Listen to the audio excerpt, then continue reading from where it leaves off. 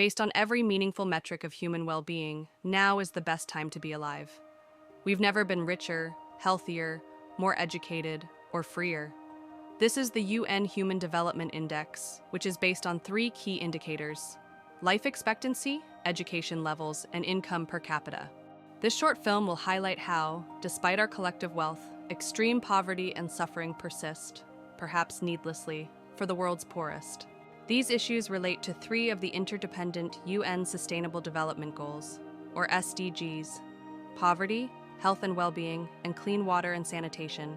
We'll explore how the majority of corporate and personal philanthropy is often inefficient, misallocated, or driven by emotion rather than impact. Instead of focusing on the most pressing, solvable problems, each year, poor water, sanitation, and hygiene, known as WASH, causes over 1.5 million deaths, with 1/3 being children. Other preventable causes, like malaria, parasitic infections, and vitamin A deficiency, cause drastically more suffering and are equally, if not more, preventable. The solutions are low cost. So with billions in corporate donations flowing to NGOs every year, why is this still happening? Not all corporate donations are equal. The most effective initiatives can be hundreds of times more impactful, yet many companies prioritize donation size over actual outcomes. Why?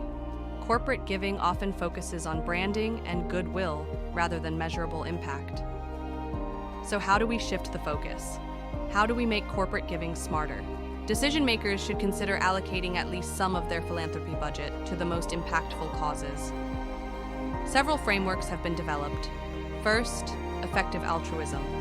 Instead of donating based on emotion or tradition, companies should use data-driven giving. Organizations like GiveWell identify the most cost-effective charities, such as malaria prevention and deworming programs, ensuring every dollar does the most good. This is Peter Singer, whose philosophy heavily influenced the effective giving movement, challenges us to think critically about philanthropy.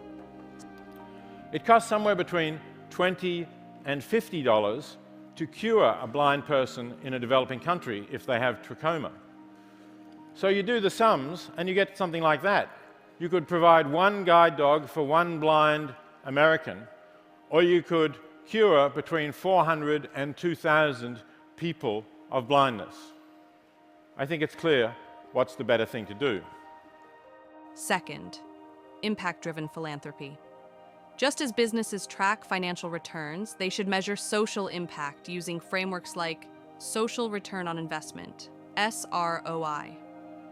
Platforms like Charity Navigator evaluate transparency and effectiveness, helping companies fund initiatives with proven results. Third, strategic philanthropy. Instead of one-off donations, businesses should invest in systemic change. Foundations like the Bill and Melinda Gates Foundation fund large-scale solutions, from healthcare infrastructure to vaccine R&D, creating long-term sustainable impact. Corporate giving isn't just about writing checks, it's about creating real change. And while big decisions happen at the top, you have the power to influence the decision makers in your company. By championing effective, evidence-based giving, we can shift corporate philanthropy from feel-good donations to life-changing impact. We all have a role to play. Let's make giving smarter, more strategic, and truly meaningful.